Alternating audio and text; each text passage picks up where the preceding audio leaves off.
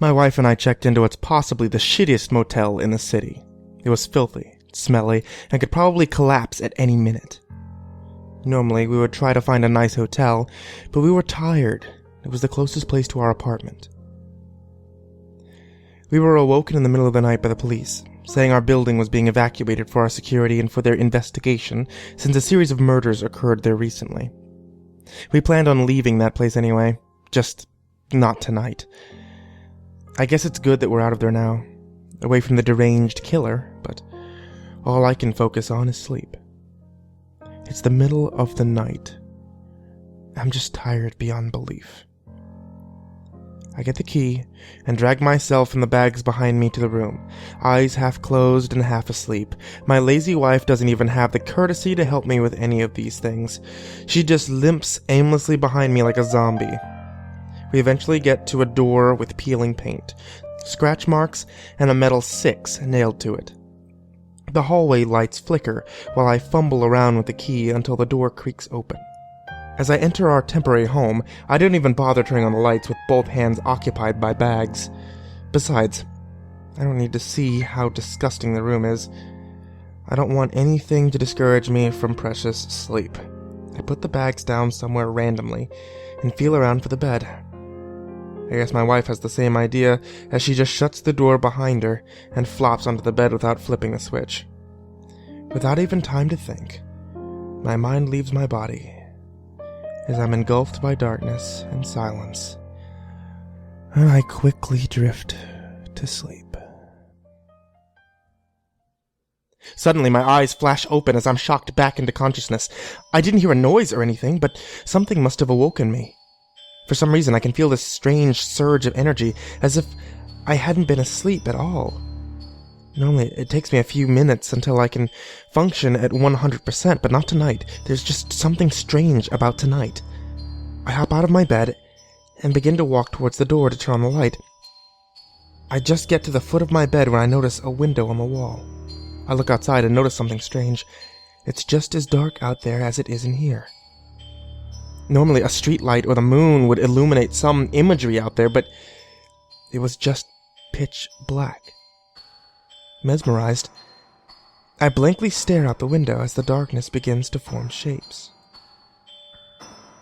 Slowly, the body of a man forms.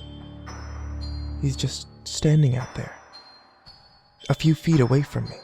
The energy I once had now turns to blood-curdling fear. It's too dark to see his face, but I just know that he's the killer. That twisted freak must have followed us here and waited for the right time to strike. I know that he's going to mutilate me and my wife. I want to run away. I want to scream, but there's something about the way that he's standing there, staring at me, that restricts any actions. He won't make a sound. He won't move a muscle. He just stands there, staring blankly at me, in the dark, in silence. After a few minutes of just staring back at him, I notice something. I'm surprised that I didn't notice earlier. He's holding something. As I shift my focus from his face to his hand, I realize he's gripping someone's arm. Just as I begin to look at it, he pulls a large, flailing shadow in view, a woman. I can see her trying to force her arm out of his grip, but he won't move. No matter what this woman does, that lunatic won't for a second break his stare. He just continues to glare at me. I shift my focus from her body to her face, as its shape contorts from screaming and crying. That's when I begin to hear her. She screams for someone, anyone to help, but she won't even look in my direction. Gradually, her cries for help and pleas for freedom grow louder and louder until they're becoming an unintangible shriek. It deafens me as it resonates with my brain and pounds through my ears. This noise alone is enough to drive a man insane. I want to clasp my hands against my ears and cry for that horrid noise to stop. Anything to end it. But I remain paralyzed. That man just continues to stare. Abruptly, just as quickly as the shadow pulled her into view, he wraps his claws around her neck, and that deafening shriek finally ends. The pounding pain in my ears and head begins to ease as I breathe a sigh of relief, and that's when I notice the horrid scene occurring before my eyes. With the killer's thumb tearing into the woman's throat, she grasps onto his wrist and tries to free herself, but he doesn't budge. She reaches out and starts to carve her nails into his arm, but he still doesn't react. He just remains motionless, his face fixed on me. Her resistance grows weaker and weaker, until eventually her body hangs completely limp, and the woman's body falls to the floor. The man's arms fall to his sides. It's my turn now. That demon must have something planned for me.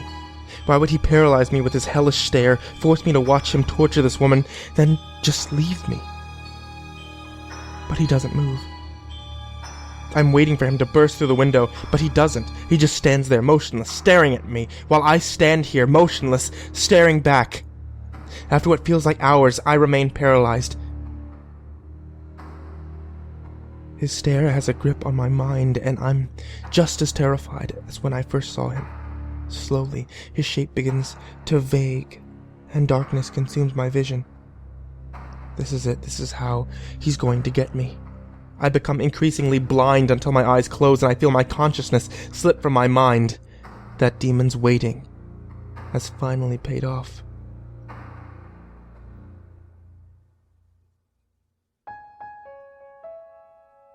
I awake to find myself laying face down near the foot of the bed.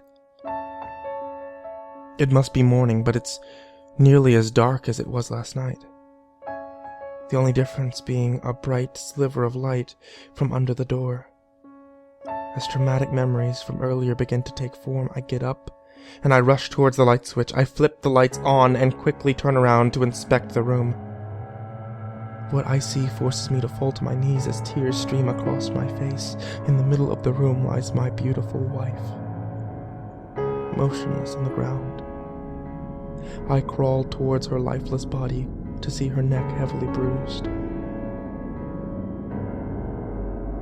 My eyes dart around the room in panic, in hopes to find any explanation, and slowly I begin to realize something that causes my mind to stir and my heart to shrivel up and sink.